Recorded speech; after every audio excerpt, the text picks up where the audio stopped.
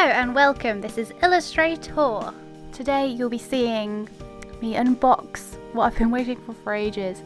The box is 72A from Copic, and wow, I've been waiting for ages. I originally bought the box you are currently seeing, which is the skin set. Gosh, that must have been about 6 months ago. And I tried them just, you know, to make sure that I did actually like them before I go ahead and spend crazy money on a 72 set. And my bank didn't thank me, but yes, I did fall in love with them and they are fantastic. The little book here is really useful, and it's like a little book full of swatches. They have each of their colours in there, and I will be putting all these nice 72 set into there as well. It's really handy when you go to Comic-Con or events or shops, and you could just pick up your book and take it with you. Okay, little disclaimer I forgot to mention. I am in no way being sponsored by Copic at all. This is just because I've waited for so long and I was just really excited. I wanted to share the experience with you, so here it is. Always make sure you have a piece of paper behind the page you're colouring. That does come with like a little flap you can put under there, but I'm a little bit precious about it because it's really pretty and it's Copic.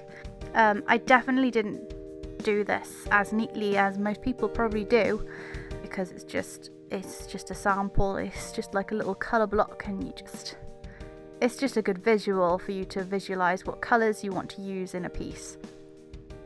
As your colour families grow, you'll have greater selection as well. And one of the things that I cannot remember your name, made was a hex chart, and you can just see which colours suit each other really well.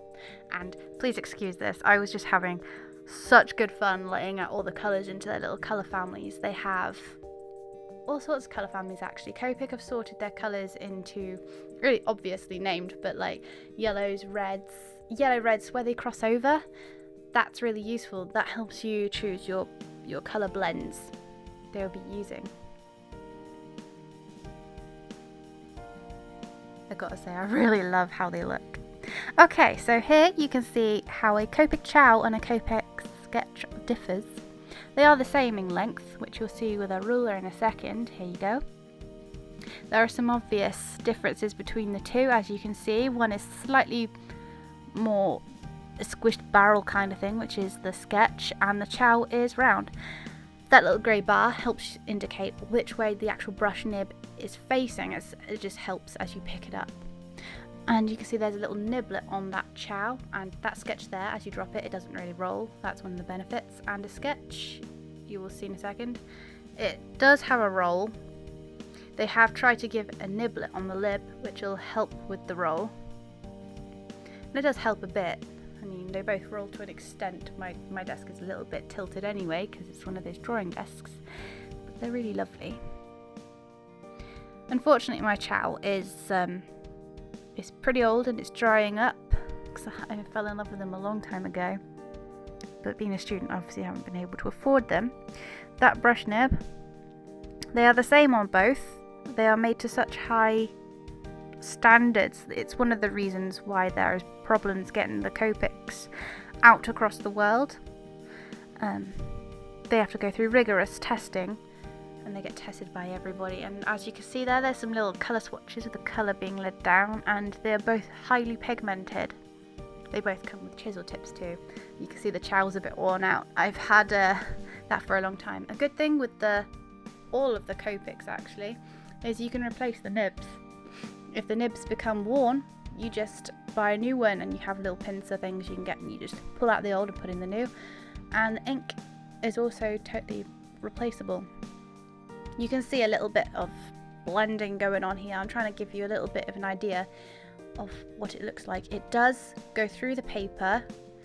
It is alcohol based, which was one of the reasons why, and I didn't choose a very good colour blending for the second group, but you are getting the idea. You can get some blend across.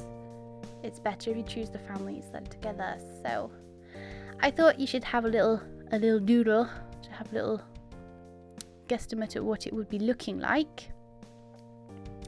So I don't know, I just picked up a pen, didn't bother sketching anything out like I usually do, so forgive the proportions and whatnot. I looked out of my window, saw a little bee, all very greedy for the pollen in some of the flowers outside, so I was just like, I'm just gonna do a little cartoon bee.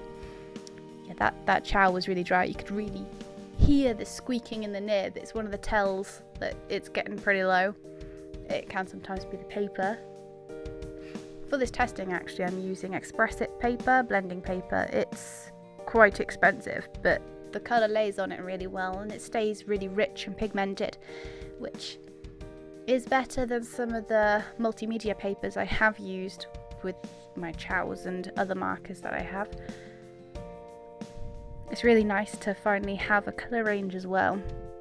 It is a stunted colour range, but all the same, it's just nice to be able to have something other than skin tone to colour with in, you know, the Copics. I do have the Pro markers, which, to be fair, you can't really compare one against the other. Yes, they're both alcohol based, but there are some quite big differences between the two. Here you go, here's my little bee.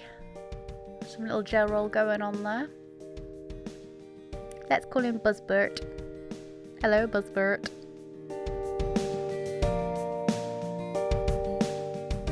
Thanks very much for watching. If you liked what you saw, please don't forget to like and subscribe for more arty shenanigans every Monday.